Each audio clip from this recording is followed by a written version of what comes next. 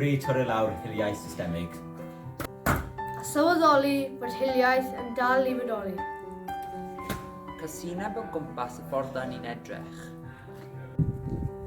A dim digon o barch i'n gwahaniaethau anprydferthwch.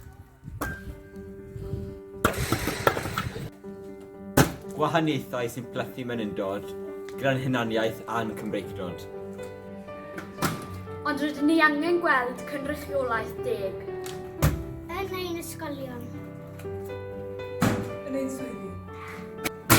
Yn ein cymdeithasau. Ar draws y byd.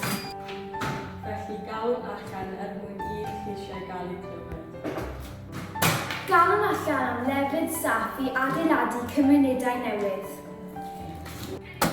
Galwn allan i godi ymwybyddiaeth dros ein ffrindiau a'i cyfndiroedd.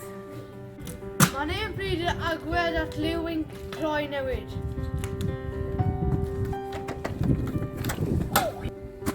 Mae angen i ni annog caredigrwydd.